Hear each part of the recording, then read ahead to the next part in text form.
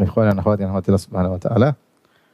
Pada kesempatan bahagia ini kita akan bahas tentang akidah yang menyimpang, yaitu akidah wahdatul wujud ya. Wahdatul wujud maknanya adalah menganggap alam semesta dan Allah adalah satu kesatuan. Tidak dibedakan mana Allah, mana makhluk ya. Allah dan makhluk adalah satu kesatuan. Ibarat lautan yang begitu luas, maka dalam lautan tersebut muncul penampakan-penampakan berupa ada yang ombak besar, ada yang ombak kecil, ada buih-buih di lautan, semuanya ombak yang besar maupun yang kecil, yang buih-buih di lautan, semuanya itu adalah bagian daripada laut itu sendiri. Kira-kira demikian bahwasanya alam semesta ini adalah bagian dari Allah dan Allah itu sendiri. Alam adalah Allah, Allah adalah alam. Apa yang kita lihat semuanya adalah penampakan tajalliyat dari Allah Subhanahu wa taala. Tentunya akidah adalah akidah yang merupakan kekufuran sebagaimana nanti akan kita jelaskan. Baik, adapun urgensi kita mempelajarinya ada beberapa poin yang mungkin bisa saya ringkas ya. Dan buku yang terbaik meskipun tidak lengkap, tidak sempurna maksud saya, jadi cukup lengkap, adalah salah satu risalah doktorah yang ditulis oleh Dr. Ahmad bin Abdul Aziz Al-Qusayr, judulnya Aqidatus Sufiyah Wahdatul Wujud Al-Khafiyah. Aqidah Sufiyah yaitu Wahdatul Wujud Al-Khafiyah, akidah Wahdatul Wujud yang tersembunyi, yang samar ya. Ini buku yang cukup bagus ya. Ada sekitar 730 halaman ya. Namun dia menukil nukilan yang banyak. Dia mengatakan dia membaca sekitar 300 buku sufi.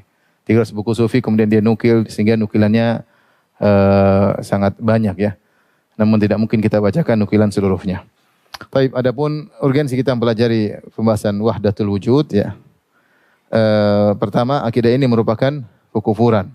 Akidah ini merupakan kekufuran dan banyak ulama yang menyebutkan tentang kekufuran mereka ya. Di antaranya adalah Al-Bulqini, kemudian di antaranya juga adalah Ibn Taimiyah, Ibn Al-Qayyim, kemudian Asy-Syaukani ya.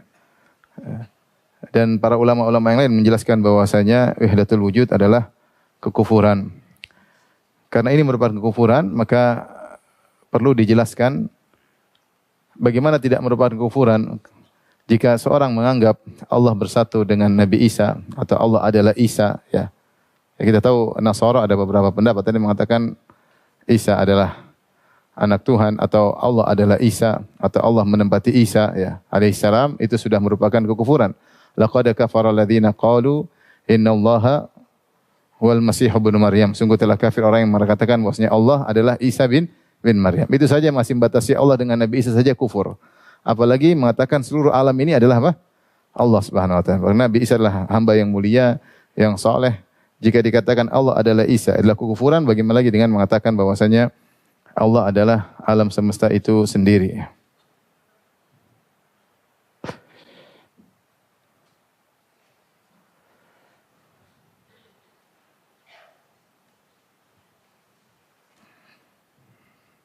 Saya ingin mengikirkan perkataan para ulama tentang kekufuran mereka ya. Di antaranya yang mengatakan mereka pendapat inilah kafir adalah Al-Qadhi Zainuddin Al-Kittani ya. Dia membicarakan tentang perkataan Ibnu Arabi, salah seorang tokoh wahdatul wujud yang mengatakan al-haqqu huwal khalqu, Allah adalah makhluk ya. Maka beliau pun mengkafirkan ya. Beliau berkata ya adalah kufrun, inilah kekufuran yang dengannya Ibnu Arabi adalah kafir. Demikian juga Al-Qadhi Sa'duddin Al-Harithi ya.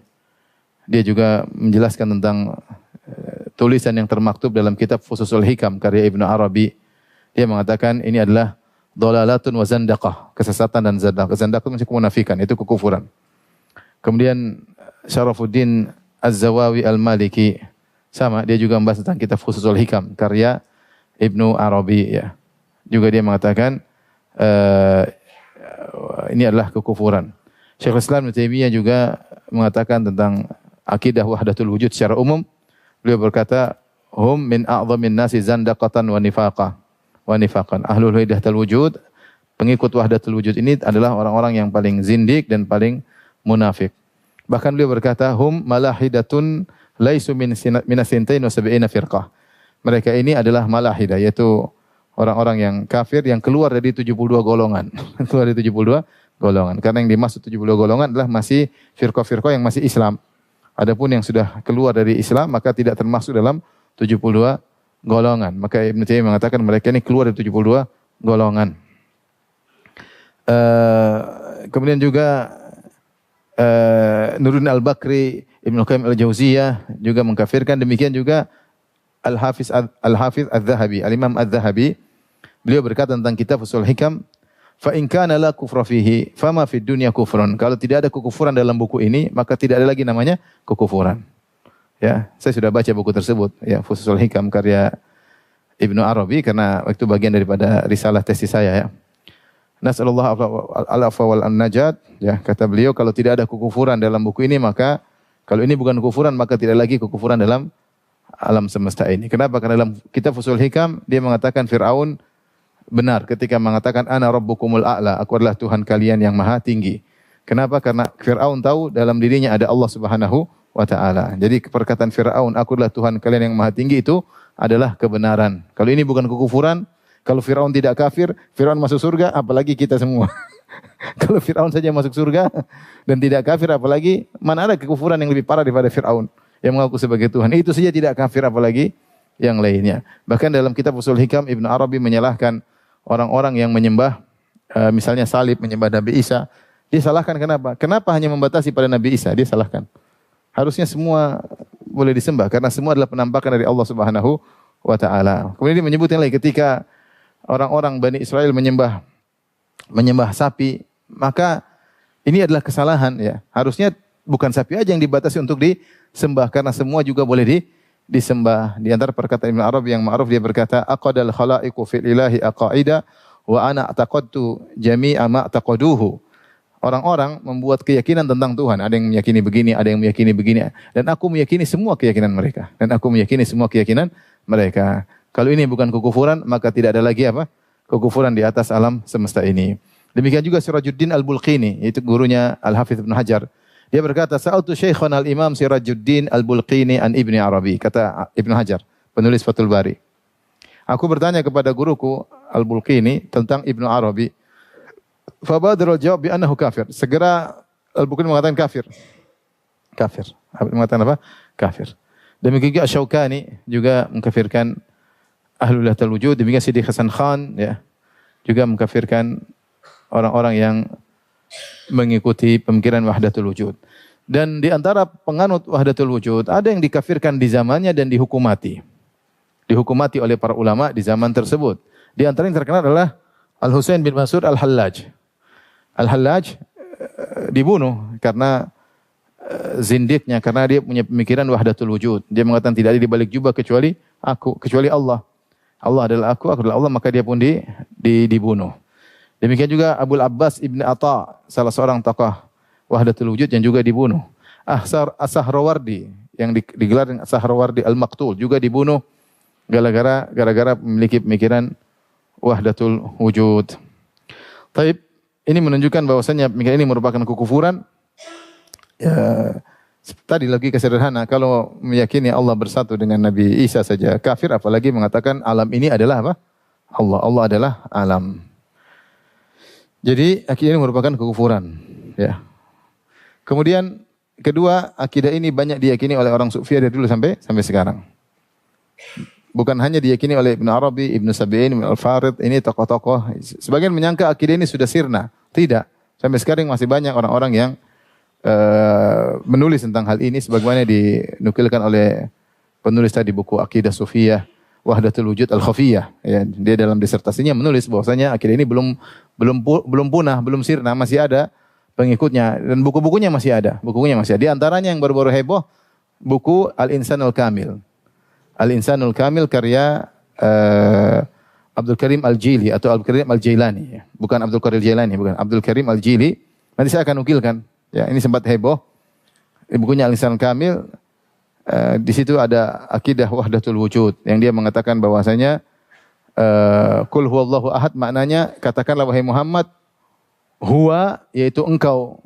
Huwa maksudnya engkau sendiri, anta Muhammad, Allahu ahad. Antum bingung kan? Karena saya lihat ada tokoh yang terkenal ya, saya bikin heboh di dunia maya, dia juga salah menjelaskan pemahaman Abdul Karim Al-Jilli dalam kitabnya An-Nisanul Kamil. Jadi dia menafsirkan Qul huwallahu ahad. Ini ayatnya. Saya bacakan langsung dalam kitab An-Nisanul Kamil halaman 36 yaitu al-harful khamis min hadzal ism huwal ha. Qul artinya apa? Katakanlah. Katakanlah. Siapa yang diperintahkan? Rasulullah. Ini perintah Allah tertuju kepada Nabi. Tertuju kepada Nabi sallallahu alaihi wasallam. Huwa kata dia huwa di sini kan artinya dia, katakanlah dia. Kalau kita Allah ya, katakanlah dia Allah itu Maha Esa. Maka kata Abdul Karim Al-Jilli dia berkata ya. Lihat sini. Fahadhil isyaratu fi huwa rajun ila fa'ilin qul wa huwa anta. Kata dia ha ini kembali kepada pelaku qul yaitu engkau maksudnya Muhammad. Tadi kepada siapa? Nabi Muhammad sallallahu alaihi wasallam. Huwa di sini maksudnya Muhammad ya. Nabi sallallahu alaihi wasallam. Ya, katakanlah jadi huwa di sini kembali kepada Nabi Muhammad sallallahu alaihi wasallam. Wa illa fala yajuzu i'adatu dhamir ila ghairi madhkurin dan tidak boleh dhamir ini dikembalikan kepada yang tidak tersebut sebelumnya. Namanya dhamir kata ganti itu dikembalikan kepada yang tersebut sebelumnya dan yang tersebut sebelumnya cuma Muhammad. Paham? Karena qul katakanlah wahai Muhammad berarti huwa maksudnya kembali ke Muhammad. Lah, kan qul itu anta. Qul anta ya Muhammad huwallahu ahad. Kata dia, namun ini muter-muternya dia. Uqimal mukhatabu huna maqamul ghaib iltifatan bayaniyan isyaratan ila anal mukhatab bihadza laisa nafsal hadir wahdahu. Kata dia, kenapa mukhatab diganti dengan huwa? Harusnya kan huwa ini kan artinya dia, kata ganti orang ketiga, ya enggak? Masih tahu bahasa Indonesia enggak? Dia itu artinya kata ganti orang ketiga. Padahal qul katakanlah Muhammad itu tertuju kepada kata ganti orang kedua yang diajak berbicara. Kenapa huwa kata ganti orang ketiga mewakili kata ganti orang kedua? Kata dia karena yang dimaksud bukan cuma Muhammad saja, tetapi semua juga maksud dalam ayat ini. Maksudnya apa? Qul katakanlah Muhammad, Muhammad adalah Allah. Allah. Jadi maknanya katakanlah wahai Muhammad.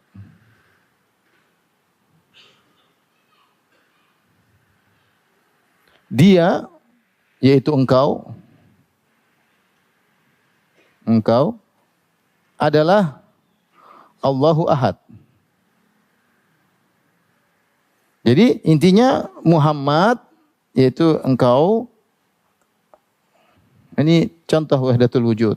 Allahu Ahad yaitu Muhammad sallallahu alaihi wasallam sama dengan Allah Esa ya.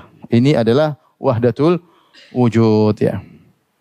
Karena sebagian ada dai yang kemudian sok pintar kemudian dia mengatakan maksudnya Abdul Karim Al-Jilli qul huwallahu ahad, ahad maksudnya Muhammad. Ahad maksudnya apa? Muhammad. Tapi bukan begitu penjelasannya.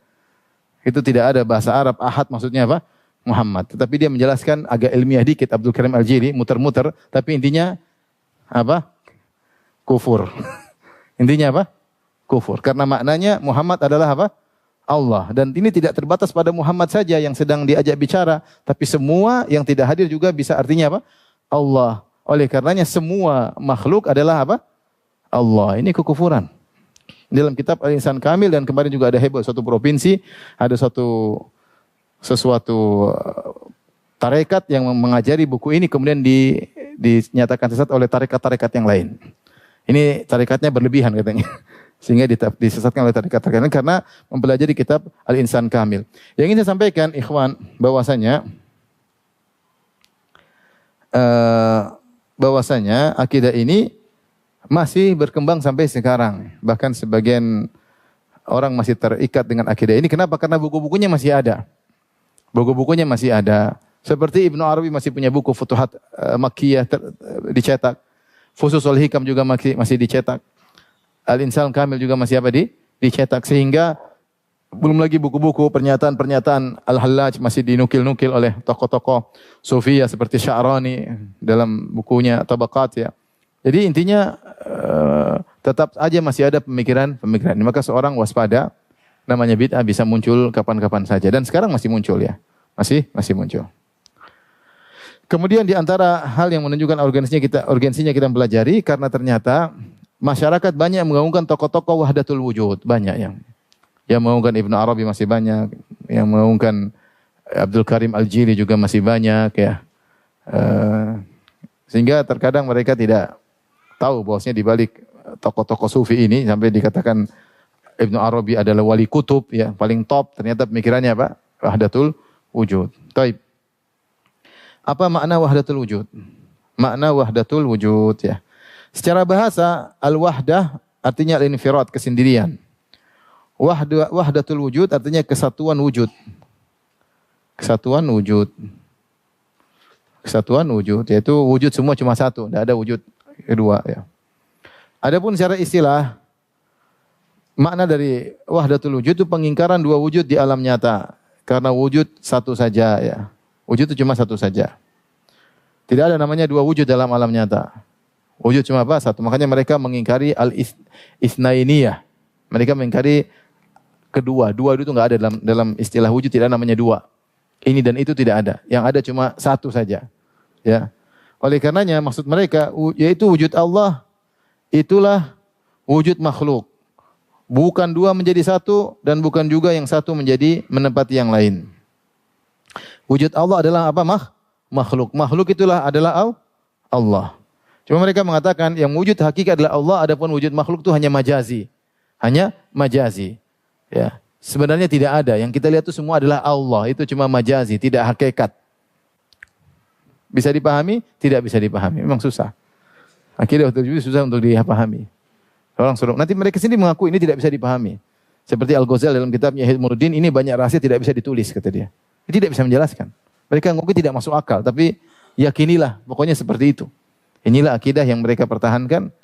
Kata mereka bahwasanya Allah adalah makhluk, makhluk adalah Allah, hanya saja ya, wujud yang hakiki Allah, wujud makhluk adalah majazi. Hanya kiasan, tidak hakiki. Yang kau lihat itu adalah Allah itu sendiri.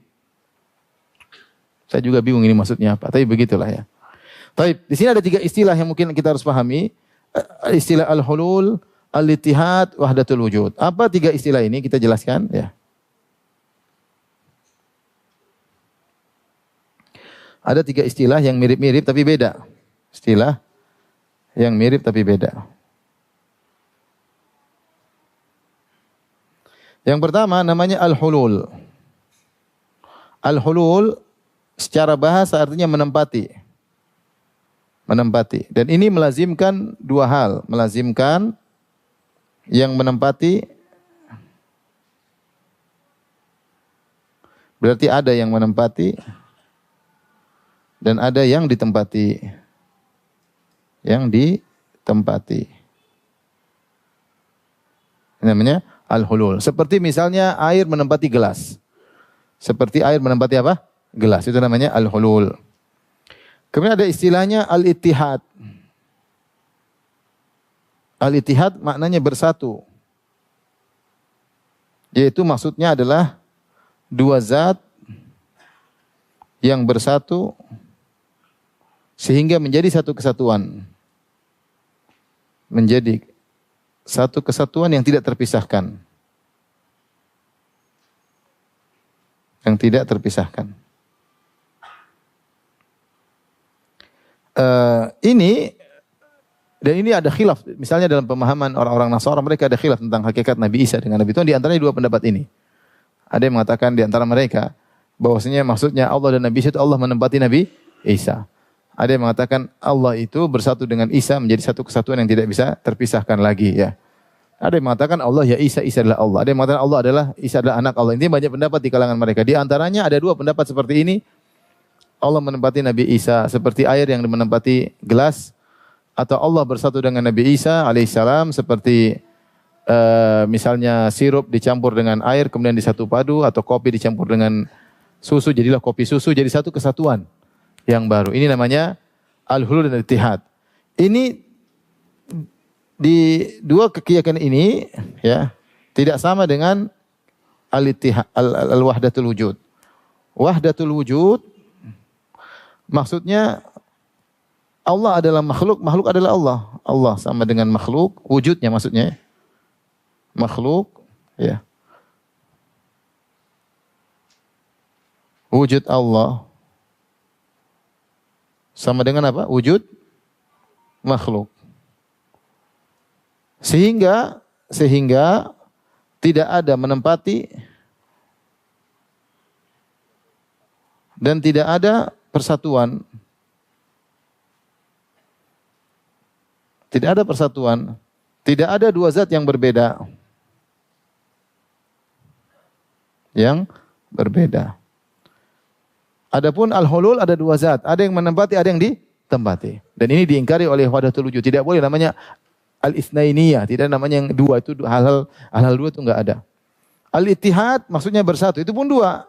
Dua hat bersatu menjadi satu kesatuan. Ini pun dua. Asalnya dua zat.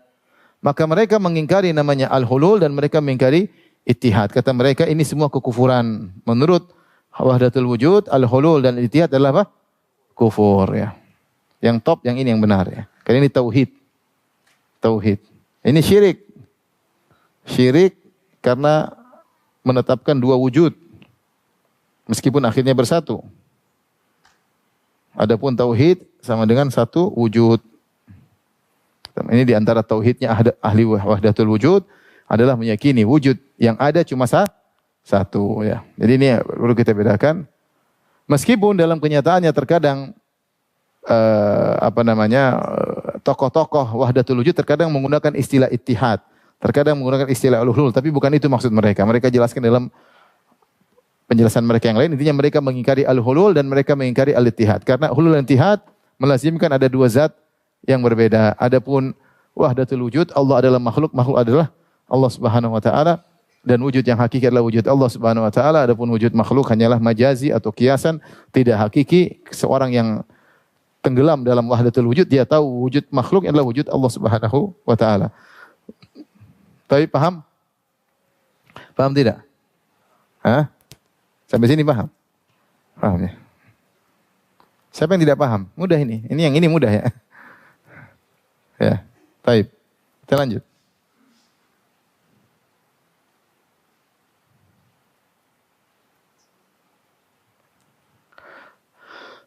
Apa makna-makna wahdatul wujud? Ada ini mereka ungkapkan dalam beberapa ungkapan. Mungkin saya perlu nukilkan ya. Nukilan-nukilan mereka seperti mereka mengatakan inna Allah yatajalla fi suwaril makhluqat al-mukhtalifah. Sungguhnya Allah yatajalla atau menampakkan ya atau memproyeksikan dirinya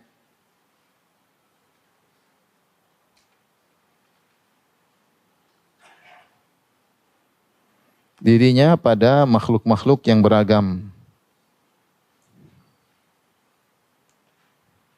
Kenapa Allah memproyeksikan pada makhluk yang beragam? Kata mereka sebenarnya Allah Subhanahu wa taala tidak perlu, tapi ketika harus menampakkan sifat-sifatnya kepada makhluk maka Allah bertajalli. Ya, Allah bertajalli kepada makhluk sehingga nampaklah sifat-sifat Allah pada makhluk ya. Kemudian mereka berkata, "Innallaha la yatajalla ila nafsihi." Namun sesungguhnya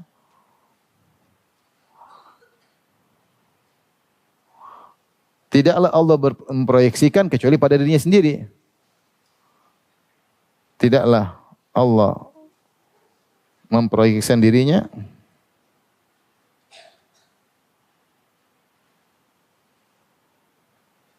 kecuali pada dirinya sendiri. Kenapa pada dirinya sendiri? Karena makhluk juga Allah, paham? Jadi dia memproyeksi pada makhluk, sebenarnya makhluk itu Allah juga sendiri. Karena semua wujud adalah wujud apa? Allah. Sehingga dia memproyeksi pada dirinya sendiri. Bingung kan? Enggak apa-apa. Daripada ente paham kemudian tersesat. Sampai mereka sendiri bingung dalam salah satu ketika saya tulis tesis, saya bahas juga masalah ini. Sampai ada nukilan dari Ibnu Taimiyah rahimahullah, beliau berkata, kalian sendiri tidak paham tentang hakikat wahdatul wujud karena mereka ada berkelompok-kelompok. Mari saya jelaskan kepada kalian maksud perkataan guru-guru kalian. Jadi mereka sendiri bingung. Nanti Ibnu Taimiyah menjelaskan kepada mereka. Karena saking susahnya untuk dipahami dan mereka aku ini susah untuk dipahami. Ya. Susah untuk menghikayatkan maksud mereka ini dalil akan kesesatan pemahaman tersebut. Dalil akan kesesatan pemahaman tersebut. Konsep akidah umat Islam mudah. Allah sendiri, kemudian Allah menciptakan alam semesta, selesai. Makhluk bukan Tuhan, Tuhan bukan apa? Makhluk. Makhluk terpisah dengan Tuhan. Adapun seperti ini susah untuk dijelaskan. Seperti kaum Nasara ketika kita suruh menjelaskan Allah adalah Isa adalah Allah, Isa anak Allah, susah untuk menjelaskannya. Susah. Kesulitan untuk menjelaskan itu menunjukkan akan kesesatan dari suatu penyimpangan suatu keyakinan. Mereka berkata juga di antaranya wujudullah hakiki, wujud Allah hakiki. Wujud Allah hakiki. Wa huwa wujud mutlak, tersebut adalah wujud mutlak. Apa itu wujud mutlak? Mutlak itu wujud mutlak bisyartil itlak, seperti begini ya. Ini istilah agar antum paham istilah mereka. Seperti gini. Ada namanya mutlak yaitu kulli, seperti hewan. Hewan itu antum paham enggak hewan? Paham enggak? Paham enggak? Tapi antum tidak bisa bayangkan hewan kecuali hewan tertentu. Kalau saya bilang hewan paham enggak? Paham. Coba bayangkan hewan, pasti antum membayangkan salah satunya. Antum bilang mungkin kambing, mungkin tikus, mungkin kucing. Nah, ketika antum tentukan ini namanya wujud muayyan. Itu namanya wujud apa? Aini, wujud muayyan, wujud tertentu. Adapun atau hewan tertentu, itu namanya hewan apa? Tertentu. Adapun hewan mutlak itu adalah tasawur atau gambaran dalam benak saja nama hewan. Nama hewan ini mencakup banyak anggotanya. Kalau kita ingin membayangkan secara khariji, secara di alam nyata, kita harus menentukan hewan apa yang dimaksud. Kambingkah, tikuskah, kucingkah, harimaukah, ya. Tapi kalau bilang hewan saja, tidak bisa keluar di alam nyata. Cuma dalam benak kita hewan itu mencakup seluruh apa? Hewan-hewan. Nah, hewan, lafal hewan ini disebut hewan mutlak. Paham? Ini istilah. Enggak paham? Hewan mutlak. Adapun hewan tertentu namanya hewan tertentu. Kambing, kucing itu hewan apa tertentu. Seperti manusia. Manusia adalah suatu kalimat yang mutlak. Ketika antum bilang manusia tersebut maksudnya Joni, baru dia muqayyad. Oh, maksudnya ini. Adapun manusia saja, ini lafal yang bisa mencakup siapa saja. Lafal manusia ini bisa mencakup seluruh manusia di alam semesta. Masuk dalam kalimat apa? Kata manusia. Tapi kalau di alam nyata harus ada yang tertentu supaya dia muncul di alam nyata.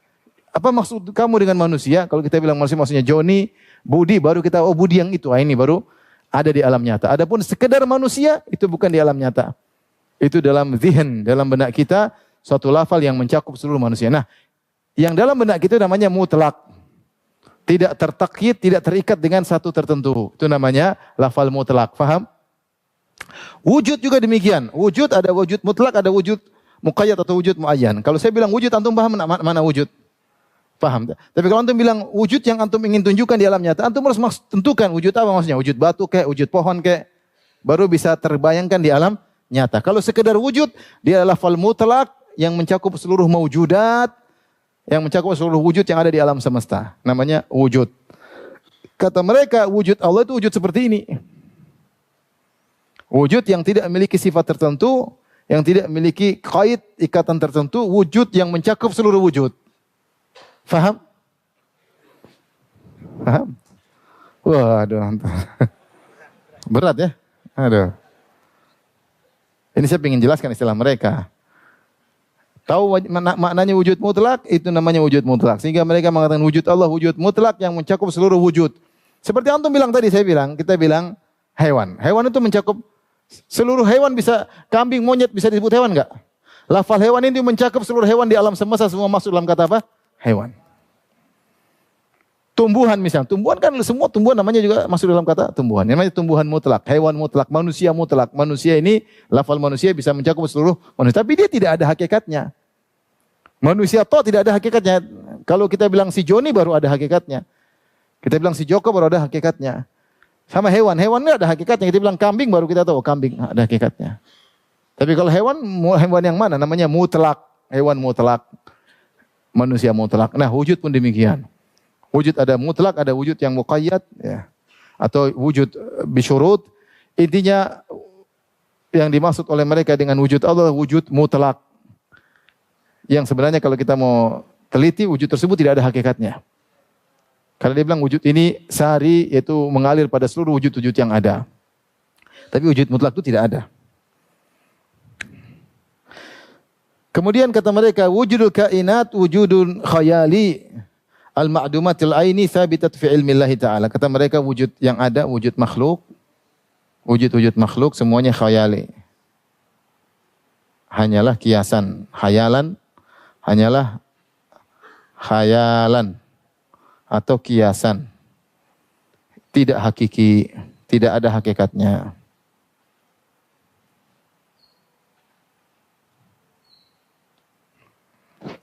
Taib, ini maksud dari wahdatul wujud. Mudah-mudahan antum bisa pahami secara global ya. Paham sampai sini? Paham ya. Alhamdulillah. Tapi kita lanjut.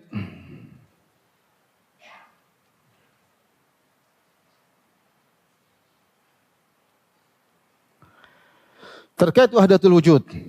Dari mana pemikiran ini? Kalau kita baca dari perkataan para ulama, mereka mengkaitkan misalnya wahdatul wujud dengan pemikiran-pemikiran sebelumnya. Dia bukan barang baru. Dia bukan barang baru. Dia sudah ada sebelum pemikiran wahdatul wujud yang muncul. Ya. Sebelum Islam sudah ada wahdatul wujud. Ada yang mengkaitkan misalnya dengan filsafat India atau agama-agama sebelumnya, ada yang mengatakan dengan filsafat Cina.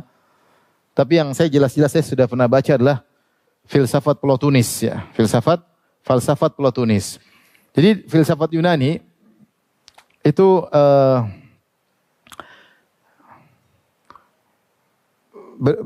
bertahap ya, terlalu panjang saya menjelaskan. Tapi intinya sampailah pada mereka namanya tokoh filsafat Yunani Al-Iskandari, tinggal di Mesir pada sekitar abad ketiga Masehi. Itu setelah sekitar abad ketiga setelah lahirnya siapa? Nabi Isa alaihissalam. Itu Islam belum, karena Nabi Muhammad tahun abad ke-7 kan? Abad ke-6 atau abad ke-7 Masehi, baru Rasulullah SAW lahir. Jadi ini muncul sebelum Islam.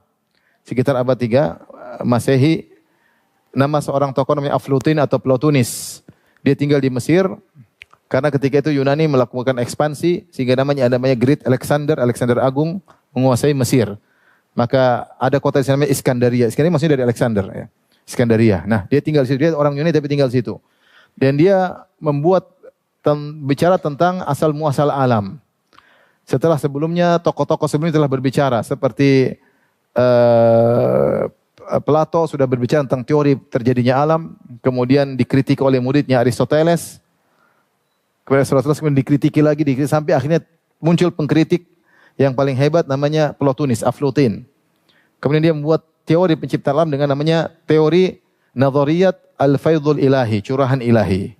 Curahan ilahi ini pada hakikatnya adalah wahdatul wujud. Adalah wahdatul wujud. Persis seperti pemikiran Ibnu Arabi dan yang lainnya. Mau tahu Faidul Ilahi itu apa? Ya, pusing nanti antum ya. Tapi intinya dia ingin menyampaikan. Jadi mereka terjebak dalam suatu, karena mereka bicara tentang Tuhan tapi tidak ada petunjuk.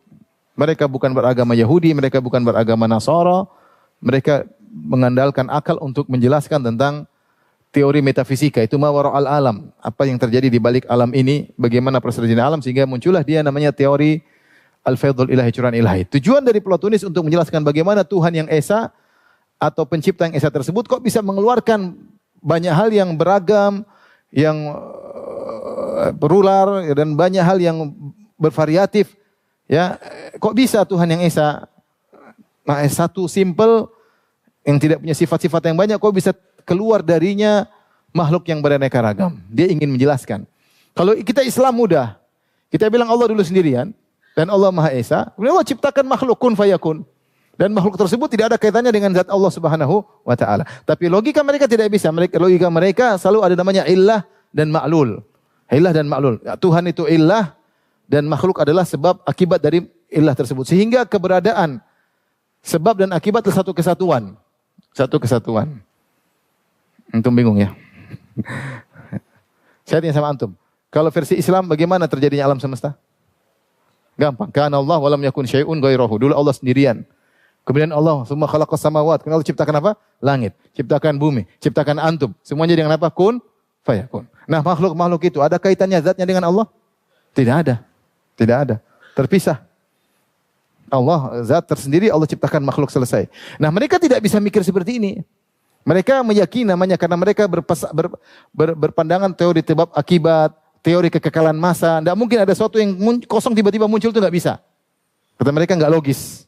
Maka ada sesuatu yang pusat segala sesuatu, kemudian kejadian alam ini harus bersumber pada sesuatu tersebut. Masalahnya, kata mereka yang pusat segala sesuatu atau ilatul ula atau kausa prima, sebab pertama Tuhan, itu Esa. Lantas bisa bagaimana memunculkan makhluk yang beragam banyak ini?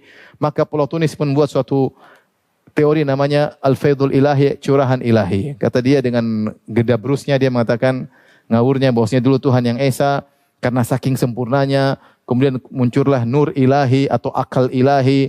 Dari akal ini kemudian akal kedua, kemudian muncul baru jadi banyak manusia, banyak makhluk. Ini semua intinya dia dikritiki, tapi dia mengatakan seluruh makhluk ini bersumber kepada zat yang Esa. Seluruh makhluk ini hanyalah curahan dari zat yang Esa. Ini pemikiran filsafat Yunani, sudah ada. Ya. Inilah yang kemudian diadopsi oleh tokoh-tokoh Sufi yang berpendapat tentang wahdatul wujud. Dan di antara buku yang paling bagus membahas ini adalah bukunya Dr. Said Agil Siraj. S3-nya ya. Beliau menjelaskan dengan bagus, beliau menjelaskan bahwasanya Sufi itu terkadang Sufi falsafi. Sufi dibangun di atas apa? Filsafat. Filsafat ya. Antum di internet ada, tinggal di-download kemudian dibaca ya. Kalau tidak bisa baca ya sudah. Bahasa Arab, Masya Allah, tulisannya bagus sekali. Saya pernah bahas tulisannya, beliau juga punya buku S2 sangat bagus, membantah Nasara juga sangat bagus, yang S3 juga sangat bagus ya. Taib. Jadi sebenarnya sumber pemikiran dari wahdatul wujud bukan perkara yang baru, tapi sudah ada sebelumnya dari filsafat Yunani. Ada yang kaitkan dengan filsafat India, filsafat Cina, namun saya tidak pernah baca pembahasan mereka. Yang saya baca adalah filsafat Platonis yang persis seperti akidah wahdatul wujud. Adapun tokoh-tokohnya ini ada dua model, ada yang menulis dan ada yang dinukil. Seperti yang dinukil seperti ini dinukil ya. Abu Yazid Al-Bustami ini dinukil. Saya tidak menemukan tulisan dia, tapi dinukil dari dia, sehingga khilaf di kalangan para ulama bagaimana hakikat Abu Yazid Al-Bustami. Ibnu Taimiyah kalau tidak salah juga menyebutkan akan hal ini.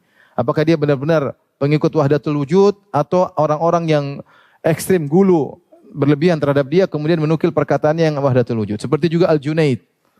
Al-Junaid juga tokoh sufi. Tapi apakah dia berpendapat seperti yang dinukil dari dia? Karena tidak ditemukan bukunya yang membahas tentang masalah ini. Tetapi yang ditemukan bahasan tentang wahdatul wujud di antaranya Ghazali. Al-Ghazali yang kitabnya Ihya Ulumuddin, banyak nukilannya ya. Ya, perkataan dia wahdatul wujud. Entah dia meyakini, entah dia hanya menukil, tapi dia dalam bukunya menjelaskan tentang wahdatul wujud. Kemudian di antara kita lanjutkan.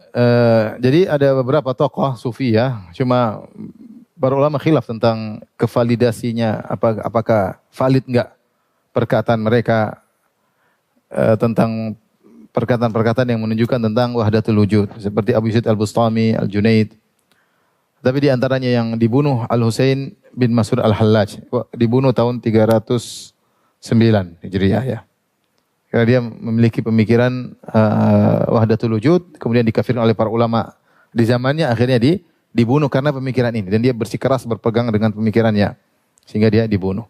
Di antaranya yang menulis buku dan dinukilkan dalam bukunya tentang wahdatul wujud adalah Al-Ghazali, yang kita kenal dengan Al-Imam Abu Hamid Al-Ghazali, yang diberi gelar Hujjatul Islam.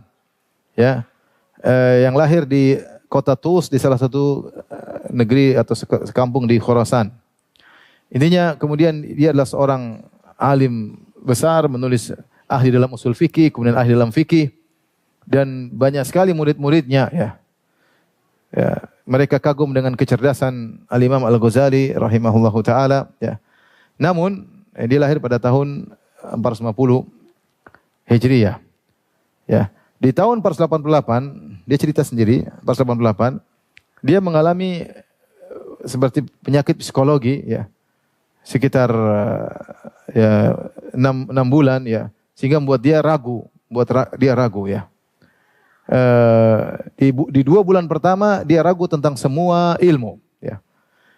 Dia sendiri berkata dalam kitabnya Al-Munqidh Minadh Dhalal, dia mengatakan saya pun ditimpa dengan penyakit ini, penyakit ragu.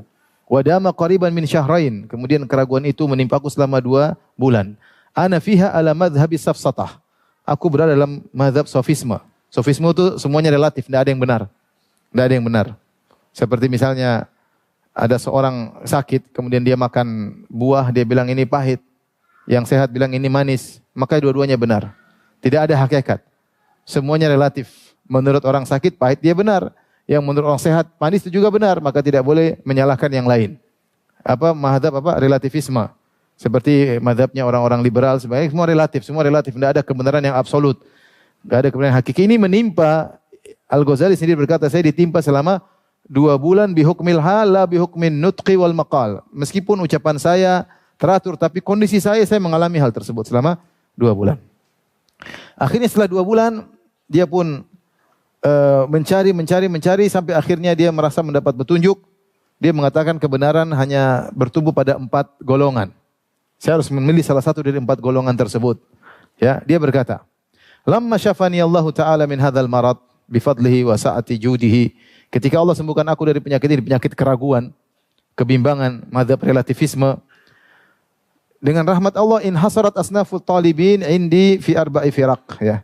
Aku mendapati semuanya kembali kepada 4 firqah. Al-mutakallimun maksudnya Mu'tazilah, Jahmiyah, ini mutakallimun. Ya. Asy'ariyah. Kemudian pendapat yang kedua al-batiniyah, yaitu firqah batiniyah. Firqah batiniyah yang memiliki tafsiran-tafsiran batin, tokoh-tokoh sufiyah. Kemudian al-falasifah Ibnu Sina, Al-Farabi, ya. Kemudian sufiyah, yang terakhir apa? Sufiyah.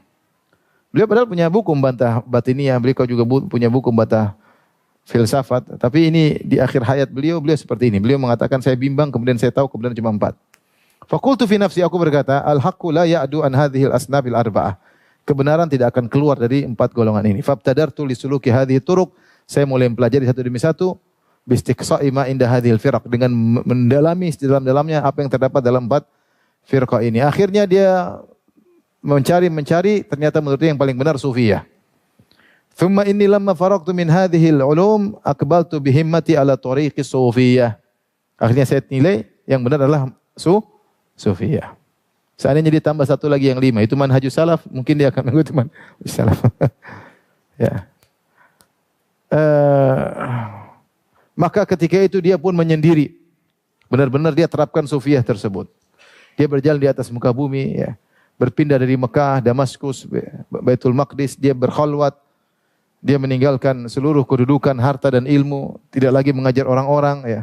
Sampai ada muridnya Abu Bakar Ibn Arabi mengatakan, "Ra'aitul Ghazali atau Al-Ghazali fil bariyah wa alaihi muraqqa'atun wa ala atikihi rikwah wa qad kuntu ra'aitu bi Baghdad yahduru durusahu 400 amamah min akabirin nas wa afadlihim ya'khudun anhu al-ilm." Kata beliau, aku melihat Ghazali, ya, berjalan sendirian. Kemudian dia membawa air di pundaknya. Padahal sebelumnya aku melihat dia di Baghdad. Pengajiannya dihadiri 400 pembesar-pembesar. Semuanya pakai imamah, tokoh-tokoh yang menghadiri. Ulama, kagum dengan ilmunya. Tapi di akhir hayat dia meninggalkan itu semua, ya. Setelah 10 tahun dia pun berkhalwat, bermujahadah dan seterusnya. Akhirnya dia kembali ke Tus, ya. Kemudian dia membangun di samping rumahnya madrasah lil fuqaha dan juga tempat untuk sufiyah. Dan di akhir hayatnya disebutkan beliau kembali kepada ilmu hadis dan bermujalah dengan al-hadis sampai wafat pada tahun 505 Hijriyah. Tetapi di masa-masa kesufiannya beliau menulis beberapa buku, di antaranya kitab Ihya Ulumuddin. Dalam kitab Ihya Ulumuddin ada beberapa perkataannya yang kalau kita lihat zahirnya adalah wahdatul wujud. Ya. Seperti beliau mengatakan, ya. Beliau berkata tentang li tauhid 4 maratib. Kata dia tauhid itu ada 4 tingkatan. Beliau sebutkan 3 tingkatan, kemudian beliau menyebutkan yang keempat. Jadi beliau bagi tauhid juga ada tempat tingkatan. Yang terakhir kata dia, yang paling tinggi Allah yara fil wujudi illa wahidan, yaitu seorang tidak melihat dalam wujud ini kecuali cuma satu. Wa hiya musyahadatu siddiqin, dan inilah penyaksian orang-orang yang mencapai derajat siddiqin. Wa tusammihi sufiyatu al-fana fi tauhid. Ya, al-fana dalam tauhid. Li'annahu min haitsu la yara illa wahidan fala yara nafsahu aidan. Wa idza lam yara nafsahu li kauni mustaqrin bi tauhid kana faniyan an nafsihi fi tauhidihi bi ma'na annahu fana an ru'yati nafsi wal khalq. Itu dia melihat semuanya cuma satu, bahkan dirinya pun dia tidak melihat dan tidak melihat makhluk. Ya.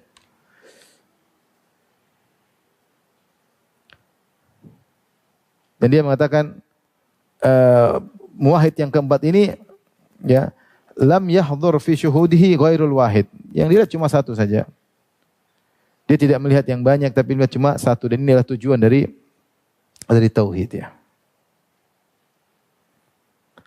Dia juga berkata, laisa fil wujudi tahqiqan illa Allah wa af'aluhu. Sungguhnya di wujud ini secara kita tahqiq, secara kita teliti, yang ada cuma Allah dan perbuatannya. Tidak ada namanya makhluk, yang ada cuma Allah dan perbuatannya. Kemudian juga dalam kitab yang lain Mishkatul Anwar dia berkata ya,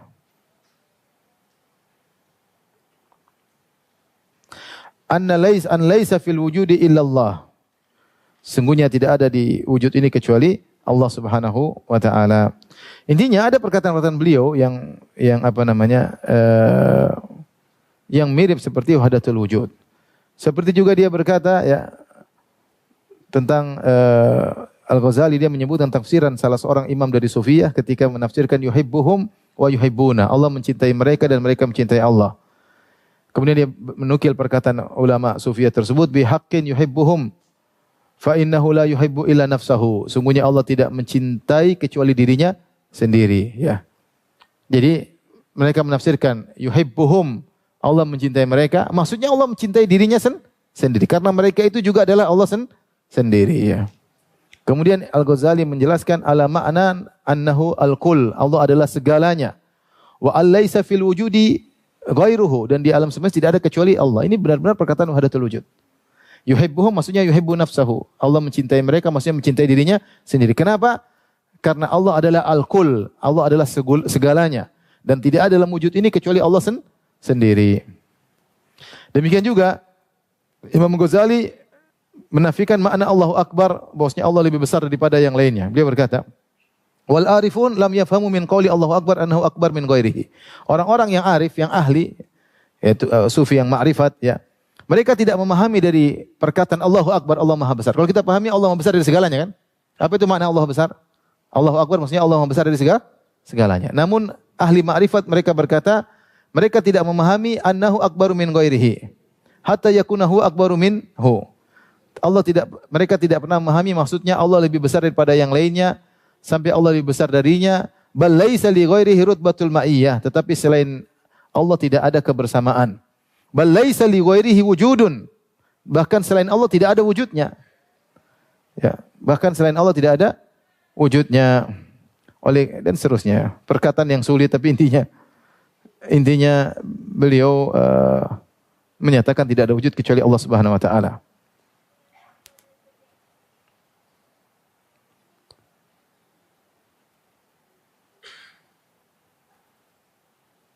Bahkan beliau berkata, man lam yubsir fana'a ghairillah, siapa yang tidak melihat hilangnya selain Allah, semuanya fana, semuanya sirna, dia masih melihat ada selain Allah. Fa athbata mawjudan akhar, kemudian dia meyakini ada wujud selain Allah, Allah bersama Allah, fa huwa musyrikun, maka dia orang musyrik, sesungguhnya dia adalah tahqiqan seorang yang musyrik. Kemudian beliau mengatakan, adapun orang-orang yang mengatakan la ilaha illallah, ini hanya tauhid orang awam. Tauhidnya orang awam yang tidak ada sembahan kecuali Allah, itu hanya tauhidnya orang awam, ya, yang terhalangi daripada hakikat. Dia memaknakan la ilaha illallah, maknanya tidak ada yang maujud di alam semesta ini kecuali siapa? Allah. Beliau berkata, la huwa illa huwa. La ilaha artinya apa? La huwa illa huwa. Tidak ada dia kecuali dia. Fa inna huwa ibaratun amma ilaihil isyarah. Huwa itu suatu yang bisa diisyaratkan. Fa kaifa makana fala isyarata illa ilaih. Dan kalau kita mengisyaratkan pasti mengisyaratkan hanya kepada Allah. La huwa illa huwa. Dan tidaklah kita namanya huwa itu suatu yang bisa diisyaratkan. Dan setiap yang kita isyaratkan semuanya kepada siapa? Allah. Kalau gitu tidak ada dia kecuali apa? Dia. Bal kullama asyarta fahuwa bil haqiqatil isyaratu ilaih. Setiap kau mengisyaratkan kemanapun, ketahuilah kau sedang mengisyaratkan kepada Allah. Wa in kunta la ta'rifu anta, meskipun kau tidak mengerti, li ghaflatika an haqiqatil haqa'iq, karena kau tidak mengerti tentang hakikat dari hakikat. Jadi yang meyakini tidak ada sembahan selain Allah itu tauhidnya orang awam. Ini saya nukilkan dan banyak ya. Tapi beliau berkata dalam bukunya, Asraru hadzal ilmi la yajuzu an tusattara fi kitab. Rahasia ilmu ini tidak boleh ditulis di kitab. Ini rahasia. Ya. Maksudnya bagaimana? Ini tidak boleh ditulis. Wa ra'a hadhil haqa'iq asrarun la yajuzul khawdu fiha. Di balik ini semua ada hakikat-hakikat tidak boleh kita terlalu mendalaminya. Intinya dalam bukunya Ihya Ulumuddin banyak atau buku yang lain juga banyak isyarat-isyarat tentang perkataan wahdatul wujud. Wallahu alam, apa bisa ditakwil dengan takwil yang baik ya.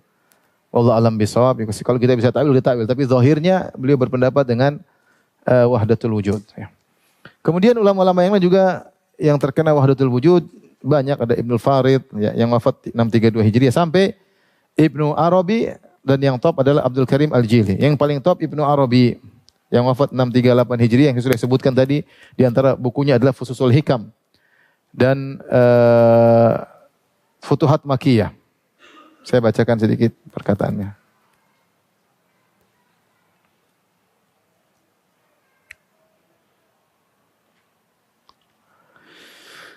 Kata beliau Ibnu Arabi, "Ma fil wujud illa Allah." Tidak ada di wujud ini kecuali siapa? Allah. Beliau juga berkata, "Al-arif man yaral haqqa fi kulli syai." Namanya orang yang arif, yang ma'rifat, yang melihat Allah di segala sesuatu. Bal yarahu aina kulli syai. Bahkan dia melihat Allah itulah semua zat itu adalah Allah itu sendiri. Yarahu aina kulli syai. Allah itu adalah zat segala sesuatu, itulah Allah sendiri. Beliau juga berkata, "Walaula sayranil haqqi fil mawjudat bis surah, maka lil alam wujudun." Kalau bukan karena aliran Allah ke dalam hal-hal yang makhluk-makhluk yang wujud secara bentuk, maka alam ini tidak ada wujudnya. Alam ini tidak ada wujudnya. Tapi wujud Allah yang mengalir ke bentuk-bentuk tersebut.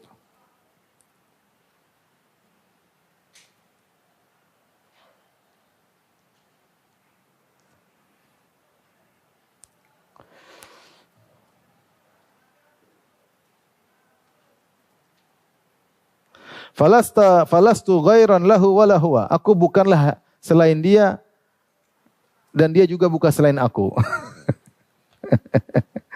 Pusinglah. Kata dalam Futuhat Makkiyah berkata, wal rabbu abdun wal abdu rabbun. Rabb adalah hamba, hamba adalah apa? Hamba adalah Tuhan. Ya laita syi'ri manil mukallaf. Kalau gitu siapa yang disuruh salat? Kalau kau suruh hamba salat, masa Tuhan salat?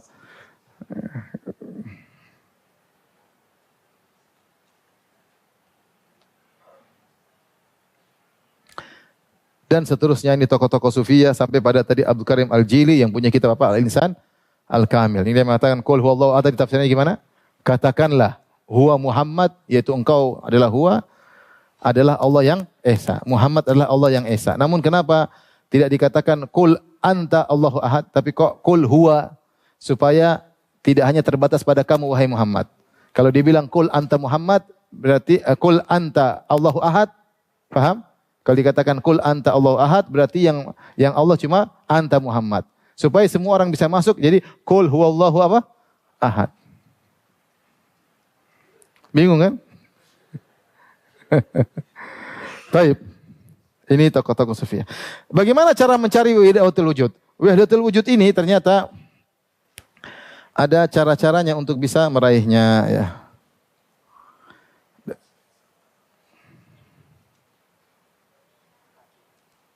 Sebentar.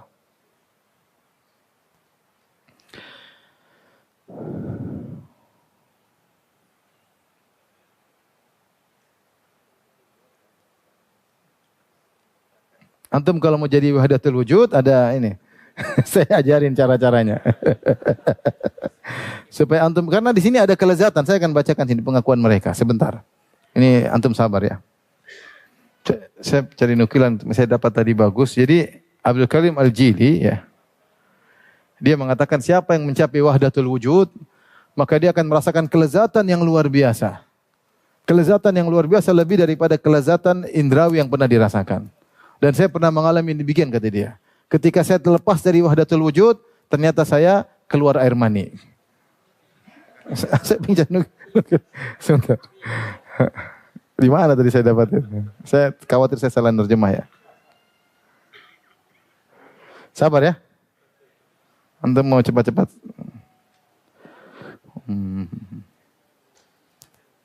Coba 229 sebentar.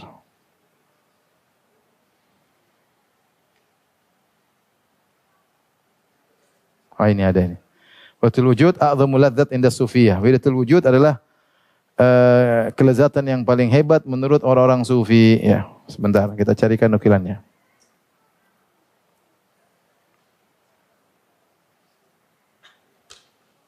Ini.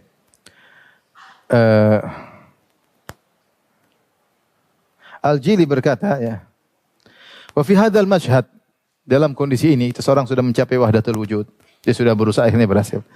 Tajidu minal ladzatil ilahiyyah ma yasri fi jami' ajza'ika. Kau akan merasakan kelezatan ilahiyah. Kelezatan Tuhan yang mengalir seluruh tubuhmu. Illa an takada an takhruja ruhuka min alami tarkib ila alamil arwah. Hampir-hampir ruhmu keluar saking lezatnya. Dari jasadmu menuju alam ruh. Li syiddatil ladzati al-muntabi'ati fika. Yang kau dapati kelezatan yang luar biasa dalam tubuhmu. Ya, tajiduha mahsusa, kau merasakannya. Kama tajidu lazzatal mahsusat, sebagaimana kau merasakan kelezatan indrawi yang lainnya. Wa qad akhadhtu hadhihi ladzah faqiran an mahsusatihi, atau faqat waqad akhadhat hadhihi ladzatu faqiran an mahsusatihi, kelezatan ini telah mengambil sang sufi dari indranya.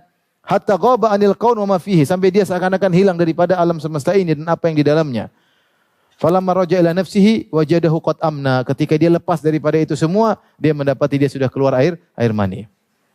Lamma sarat fihi ladzatu ruhaniyah, karena kelezatan ruhani yang telah menjalir di tubuhnya.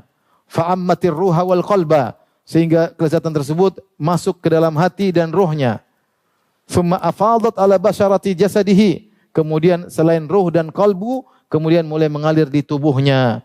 Fa'atahul jasad hukma basyariyatihi fakana makana. Akhirnya jasad mengambil hukum manusianya, maka keluarlah air mani. Sebenarnya tidak keluar air mani, sebenarnya ruh dan kalbu aja. Tapi saking lezatnya sampai menjalar ke jasad. Ketika menjalar ke jasad, ya paling top adalah keluar air mani. Ini mungkin jin ya. Maksudnya tidak mungkin mereka berjuang mencari ini kecuali ada kelezatan. Ini pengakuan dia sendiri. Pengakuan dia sendiri dalam kitabnya Al-Manadhir Al-Ilahiyah. Dan dia berkata dalam kitab yang lain, ya, sarat fiya ladzatun ilahiyah. Ya, mengalir pada diriku kelezatan ilahi. Hatta dzuktu amran mahsusan. Sampai aku merasakan perkara yang benar-benar nyata, yang terindrakan. Takadu ruh an tadhhaba li wajdani, sampai ruh hampir-hampir lepas. Falamma raja'tu ila alamil aqwan, tatkala aku lepas dari itu kembali ke alam dunia, hadatsa fiyya hadis. Tiba-tiba terjadi sesuatu pada diriku, itu keluar air mani. Kemudian dia berkata, wa kuntu yauma idzin mubtadi'an fi hadhihi tariqah, itu pertama kali aku belajar jadi wahdatul wujud. Ya. Kemudian dia berkata, li'anna al-ladzatal mustawliyata idza ammatil his wa akhadhat sahibaha bi kulliyatihi la yajidu buddan min an yumniya. Karena kelezatan yang menguasai ketika sudah melebar ke seluruh indera, kemudian mengambil seluruh tubuh sufi tersebut, maka tidak mau dia harus mengeluarkan air mani. Jadi inilah yang menyebabkan mereka diantaranya semangat untuk jadi apa? Wahdatul wujud, karena memang ada kenikmatan hissi yang mereka rasakan. Kenikmatan rohani yang mereka rasakan kemudian menjalar sampai kenikmatan tubuh sampai keluar air mani, karena itu puncak kelezatan. Ya. Taib. Gimana caranya supaya bisa jadi wahdatul wujud? Mau tahu caranya? Maka untuk menjadi wahdatul wujud, perhatikan situ, ada beberapa aturan. Saya jelaskan secara sederhana saja. Ya, antum terlalu banyak kalau mau kita baca. Ada empat tahapan. Yang pertama, tunduk kepada perintah syekh. Syekh sufi, jadi ada syekh sufi, maksudnya bukan syekh yang alim, pakar fikih, pakar ilmu, tapi ini syekh pakar tarikat. Pakar tarikat, dia punya ilmu tapi bukan itu menjadi patokan. Yaitu bagaimana syekh alim ini harus ditaati. Bentar singkat. Tugas syekh ini punya beberapa tugas dalam rangka untuk menjadikan seorang bisa menjadi sufi.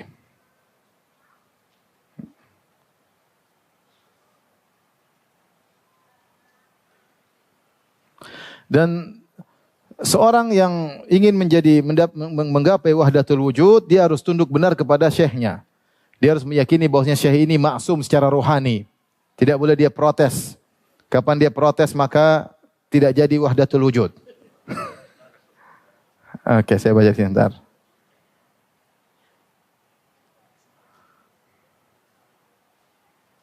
Ini halaman 305. Ada tugas-tugas syekh. Pertama, tugas syekh kepada muridnya yang mau sampai wahdatul wujud, pertama disuruh taubat. Taubat. Kemudian setelah itu disuruh baiat untuk tidak mengeluarkan rahasia-rahasia yang terjadi antara mereka. Kemudian disuruh buka baju. Buka mungkin bajunya atau buka sorbannya semua. Kemudian syekh melepas bajunya, dipakaikan kepada dia. Kemudian diajarin zikir-zikir tertentu yang diajarkan oleh mereka. Setelah itu dia ajarkan untuk masuk ke khalwat. Khalwat itu suatu tempat sempit, tidak boleh ada cahaya sama sekali. Kemudian dia berkhalwat bersama Allah di situ. Kemudian tarwidun nafsil murid. Kemudian dilatih latihan tertentu. Tidak boleh makan, tidak boleh ini dan macam-macam. Kemudian terakhir pada tahapan berikutnya yaitu makomat. Bagaimana dia mencapai makom semakin naik sampai mencapai makom tertinggi wahdatul wujud. Wahdatul wujud ya. Di situ ada adab-adab murid terhadap syekh. Ya. Harus khusyuk wa dzul, tunduk di hadapan dia. Pasrah. Ya, selalu menghadiri majelisnya. Berusaha selalu melayani guru tersebut. Ya. Tidak boleh gurunya lebih dari satu, cukup satu. Kemudian adab batin kepada syekh. Tidak boleh protes dengan hatinya. Pokoknya syekh ngomong apa, tidak boleh protes secara fisik dan tidak boleh protes secara apa? Hati. Meyakini syekh ini sempurna dari sisi rohaninya, dia sempurna, tidak ada salahnya. Kemudian harus benar-benar mencintainya, ya. Dan tidak boleh menyembunyikan rahasia kepada syekh, harus cerita. Setelah itu, ini adab terhadap syekh, dia mulai masuk dalam latihan untuk bisa jadi wahdatul wujud. Di antaranya melaparkan diri, harus lapar. Kemudian khalwah, bersendirian dalam khalwah, ya. Banyak hal kemudian. Begadang, mengingat Allah Subhanahu wa taala. Kemudian diam, enggak boleh ngomong sama siapapun. Mungkin kamu lagi diam, kemudian datang orang aja ngomong, enggak usah jawab. Mungkin jin atau apa itu semua godaan. Jangan apa? Jangan jawab. Saya punya kawan, saya tanya sama dia, "Kamu kok namakan anakmu tasawuf?" Kawan. Dulu kita ikut begitu, saat masuk di kelambu kemudian tutup. Sehingga dia namakan anaknya dengan nama tasawuf. Karena dia pernah ikut tarekat begitu, yaitu masuk kelambu, kemudian tutup, enggak boleh ini, enggak boleh anu. Ya akhi subhanallah, tidak pernah diajarkan oleh Rasulullah sallallahu alaihi wasallam. Siapa yang lebih alim sih, Nabi atau mereka? Siapa yang lebih alim, yang lebih bertakwa, Abu Bakar, Umar atau mereka?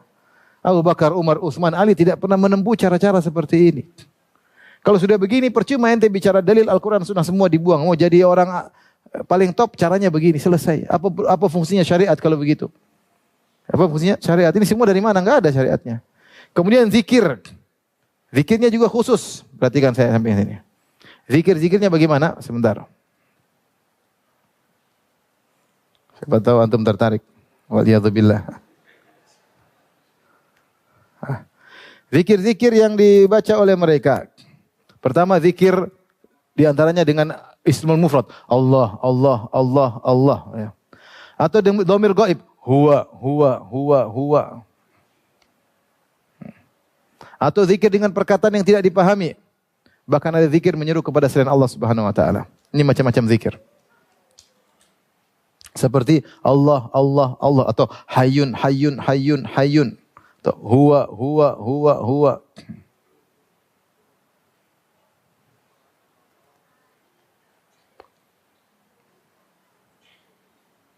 Kata mereka, la ilaha illallah itu zikirnya orang awam. Itu baru pemula. La ilaha illallah. Kalau dia top, Allah, Allah, Allah. Lebih lagi, huwa, huwa, huwa.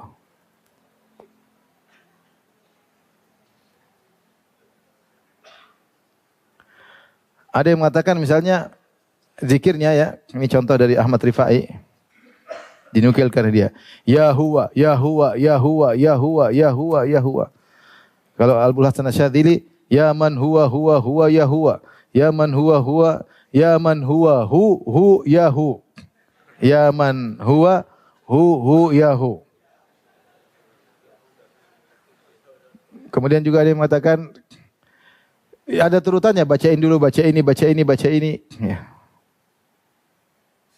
Baca isim mufrad Allah, Allah 66.000 kali. Kemudian hu 11.000 kali. Ini kalau mau jadi wahdatul wujud. Saya jelasin aja, siapa tahu tertarik. Waliyatubillah. Halo. Berikan ya. Ada juga yang sebagian sufiyah mengatakan kha. Ada juga ha. Ada juga la. Ada juga ha. Ada juga ka.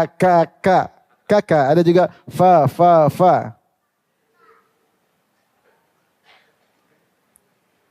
Udahlah ya, terlalu banyak. Ininya zikir mereka aneh-aneh ya. Sampai ada zikir dengan lafal ajami, lafal yang tidak Arab. Seperti besem, susem, disum, husum, jerosem, kahbarkah, ihya, syarahiyah, adunai, asbaut. Allah Ustaz. Ini dari buku Al-Fuyudat Ar-Rabbaniyah. Karangan Ismail Al-Qadiri. Udahlah, mudah-mudahan antum diselamatkan oleh Allah Subhanahu wa taala. Jadi mau jadi ini harus tunduk, latihan, zikir, dapat makom. Taib. Kita di akhir pembahasan tentang kesesatan mereka. Apa sih kesesatan dari mereka ini? Udah habis waktu kah? Mau dibahas nanti lagi? Hah? Mau sekarang apa nanti? Sekarang aja. Masih ada, biar nggak usah diulang lagi ya. Ya udah, saya singkat aja deh. Dampak dari keyakinan wahdatul wujud terhadap akidah Muslim. Pertama terkait tauhid rububiyah. Dampaknya berarti Allah tidak menciptakan makhluk secara hakikat, karena kata mereka makhluk itu wujudnya hanyalah apa? Majazi, bukan hakikat. Bukan, wujudnya enggak ada. Enggak boleh dalam semesta ada dua wujud. Wujud cuma satu, Allah doang. Terus ini semua majaz, kinayah. Tidak benar. Siapa yang memandang dengan tahqiq dia akan tahu semuanya ini fana. Tidak ada sirna. Yang ada cuma wujud Allah Subhanahu wa taala. Berarti Allah tidak menciptakan dong. Semua ini hanya tipuan mata. Siapa yang ahli dia akan melihat semuanya sirna. Fana usufi. Kemudian juga perkataan mereka ini melazimkan kidamal alam. Ketika mereka mengatakan Allah adalah makhluk adalah Allah, berarti Allah makhluk bersama dengan apa? Allah. Berarti makhluk juga azali sebagaimana Allah. Karena wujud makhluk berasal dari wujud apa? Allah. Wujud makhluk berasal dari wujud Allah. Namun memang sebagian mereka ada yang terang-terangan mengatakan alam itu azali, ada yang mengatakan tidak mengatakan demikian, cuma kelazimannya. Kelazimannya bahwasanya alam itu azali, ini akidahnya falasifah. Para filsuf Yunani yang mengatakan alam itu azali yang berasal dari Allah Subhanahu wa taala. Ibnu Taimiyah mengatakan al-qailuna bi wahdatil wujud ya yaquluna bi qidamil alam tasrihan aw luzuman. Orang-orang yang berpendapat wahdatul wujud mereka akan mengatakan alam itu azali baik secara langsung ataupun secara kelaziman. Tapi ini di antara dampak dari wahdatul wujud. Tapi terkait tauhid uluhiyah, sebagian mereka menganggap bahwasanya ibadah sudah tidak wajib. Ya, karena Allah adalah Tuhan, Allah adalah makhluk, makhluk adalah Tuhan. Seperti dari Ibnu Arabi dalam Futuhatul Makkiyah dia mengatakan wa rabbu abdun wal abdu rabbun ya laita syi'ri manil mukallaf. Ya. Hamba adalah Tuhan, Tuhan adalah hamba. Kalau gitu kabarkan kepadaku siapa yang disuruh salat. Kalau kau suruh salat hamba ternyata dia adalah Tuhan. Apa suruh Tuhan salat ya. Maka tidak perlu beribadah, tidak perlu syariat karena kita adalah Tuhan, Tuhan adalah apa? Kita. Kemudian juga melazimkan bahwasanya semua agama bukan sama, semua agama dianggap benar. Jadi ini saya panjang saya bahas dalam tesis ya, penukilan Ibnu Arabi. Seperti tadi dia mengatakan bahwasanya aqadal khalaiqu fil ilahi aqaida wa ana taqaddu jami'a ma taqaduhu. Makhluk membuat keyakinan tentang Allah, bermacam-macam keyakinan dan aku meyakini seluruhnya. Kata dia aku meyakini seluruhnya benar. Tapi ternyata dia maksudnya begini. Nasrani itu salah karena membatasi Tuhan hanya pada Nabi Isa. Penyembah berhala juga salah, hanya membatasi Tuhan pada berhala. Jadi seperti itu. Ya, harusnya semuanya adalah Tuhan, Tuhan adalah semuanya. Intinya dia mengatakan semua keyakinan oke. Cuma harus diperbaiki, tapi semuanya keyakinan oke. Ini kekufuran. Terkait dengan asma wa sifat, mereka dalam satu sisi mengatakan Allah wujud mutlak, tidak punya sifat, seperti Mu'tazilah persis. Mu'tazilah mengatakan wujud Allah wujud mutlak, apalagi Jahmiyah. Wujud mutlak bisyartil itlaq, hanya wujud seperti yang saya jelaskan, tanpa ada sifat-sifat. Dalam satu sisi mereka mengatakan justru makhluk-makhluk adalah sifat-sifat Allah karena Allah menampakkan dirinya melalui makhluk-makhluk. Jadi ada kontradiktif. Kadang mereka mengatakan Allah tidak punya sifat, kadang mereka mengatakan sifat-sifat makhluk itulah sifat Allah. Karena Allah adalah makhluk Allah. Semua yang tampak yang kau lihat sifat-sifat adalah sifat apa? Allah. Tapi ini tentunya mereka punya syubhat banyak tapi tidak perlu kita bahas karena semuanya adalah kebatilan ya. Mereka berdasarkan Al-Qur'an dan Sunnah. Tapi semuanya adalah kengawuran. Kalau kita membahas tentu panjang lagi. Demikian saja yang bisa sampaikan insyaallah tentang wahdatul wujud. Tapi demikian saja kajian kita. Insyaallah kita lanjutkan pada kesempatan yang lain. Subhanakallah bihamdik asyhadu an la ilaha illa anta astaghfiruka wa atubu ilaik. Assalamualaikum warahmatullahi wabarakatuh.